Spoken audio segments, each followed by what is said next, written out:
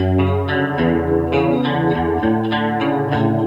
up everybody, I'm Autopilot, and behind me is a bobber I've been building for the past weeks. It started off as a 1980 Honda CB650, and as you can see it's been completely converted into a full custom bobber. What I want to do in this video is explain to you guys the process of getting it to this stage, the essential items you need to get it here, the prices of everything, and links in the video description of where you can find each of the parts. So let's start with the frame. Obviously, to get a CB650 to become a bobber is you pretty much need to make it a hardtail, and that's what makes this a pretty radical build.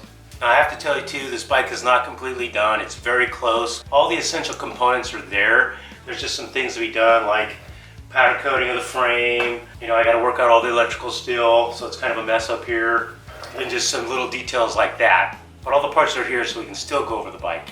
Don't forget, if you want this bike in your garage, you want to be the coolest guy in your neighborhood, and get this bike get this bike for nearly nothing.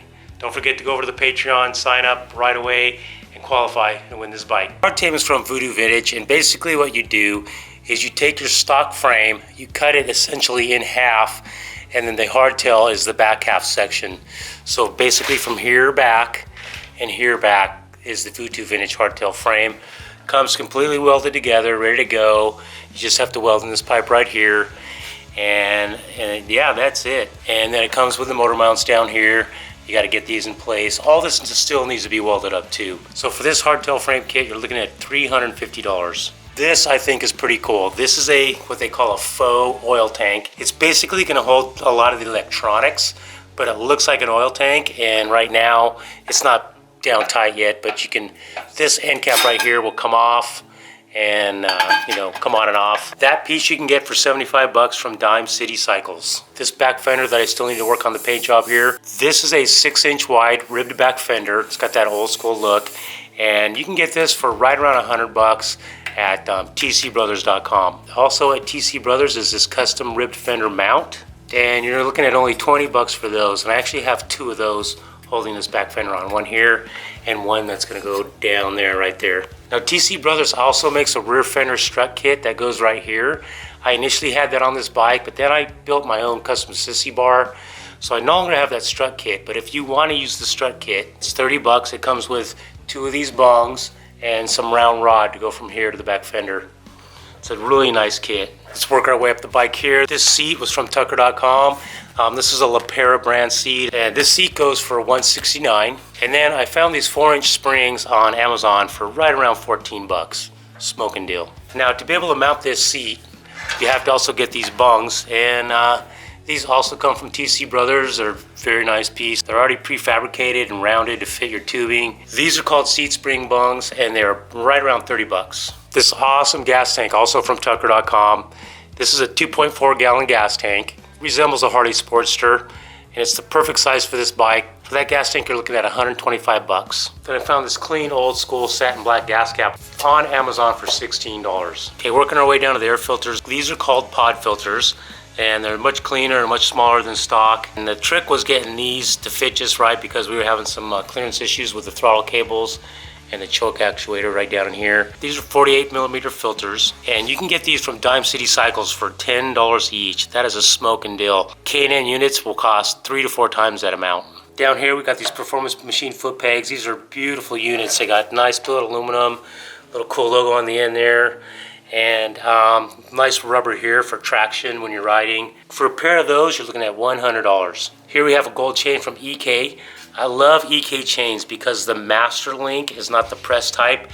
You actually put it on using a wrench, which makes life so much easier. You can do it in your garage yourself. This is their 530 SRX2 gold link chain. I think it's 110 links. For this chain, you're looking right around 125 bucks. For the speedometer, I had all kinds of trouble finding exactly what I wanted. I wanted all black, I wanted something simple, and I wanted something small. This thing is perfect. It's from Dime City Cycles. It's only 2.5 inches round. You can get it in miles per hour or kilometers, and it's just the perfect unit. Look at that, it's so small.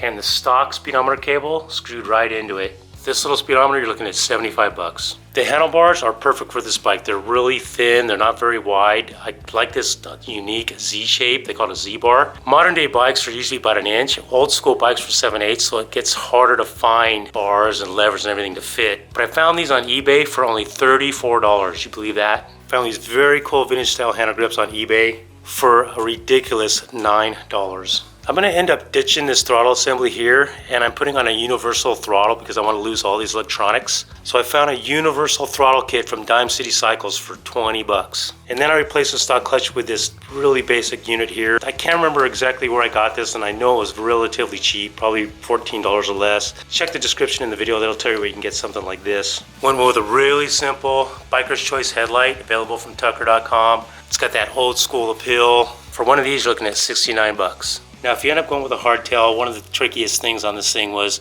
building a back brake assembly because you lose all your stock components. I have the stock lever here. I still need to change out this foot peg. But yeah, I had to hand build this. So if you do a hardtail on one of these bikes and you're not a welder, fabricator, you're gonna have to pay somebody to do all this for you. So you gotta add in that cost there. And that in itself could probably run 400 bucks plus. So keep that in mind. Then I replaced the stock front BikeMaster cylinder, which was just big and ugly and corroded. Found this universal piece on eBay for an unbelievable $24. You believe that? Look at this thing. Looks great. Now for the exhaust, there's a lot of options you can go with on this style of bike. But let me show you the two options that I'm working with. Option number one is I'm going to take this stock exhaust here. There's two sets of 2-into-2 pipes. What I'm going to do is change them into 2-into-1 pipes by cutting these pipes off here, blocking this off, and extending the pipe from here back using this pipe builder kit. I got this at Tucker.com, right around 250 bucks. It comes with all kinds of pipes and tubing. Some are bent at a certain angle, some are straight, some are like fully rounded. It comes with some couplers right there. So that's going to be my first option. If that doesn't work, option number two is this pre-made exhaust by Mac. I got this at Tucker.com, around 480 bucks. It's already good to go. Pretty much bolt this thing on, slip that on, make a custom mount for it, and this thing's ready to go. Good thing is, a system like this has basically been tuned for this bike. So we'll try the hand fab one first, and if that doesn't work out, we got a backup plan right here. Those are pretty much all the essential parts to build a bobber like this. There's obviously a lot more that's gone into it. I put on a new clutch cable, all new throttle cables. There's a new brake line here, fresh brake pads in the front, powder coated the forks, the powder coated the front wheel. The frame will be powder coated along with the triple clamps. You know, we ripped out the whole engine and painted that. We painted the carbs, get these all fresh and blackened out. The back wheel has been fully powder coated along with the sprocket and even the chain adjusters here. You know, your tail light and license plate assembly, there's a lot of different ways you can go with that. You're probably looking about 50 bucks for your standard one that usually mounts down here. You know, a side mount license plate holder with your tail light. The only way you can run this setup is if you have a sissy bar. Another thing with the hardtail is I had to build my own battery box. You can actually buy battery boxes pre-made. They're all over Amazon. I think they run around $30 to $50, somewhere in there. And yeah, that's pretty much what it took to build this bike. I mean, it is pretty involved. It's a lot of work. Custom work like this takes a long time.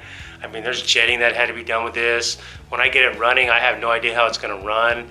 All the electrical has to be redone and it's gonna be trimmed down, so it's really like bare minimum electrical on this bike. But this should give you a good idea of what it would take to build one. Maybe there's certain components in this bike you wanna use for your build, maybe not all of it, depending on the bike build that you're doing. But I've seen a lot of bobber build videos out there, and it never really answers my question is, how much did it cost you to build that bike? Make sure too you come back for my next video coming out soon. It's gonna be all about the custom exhaust build, so come check that out. I'll see you guys next episode.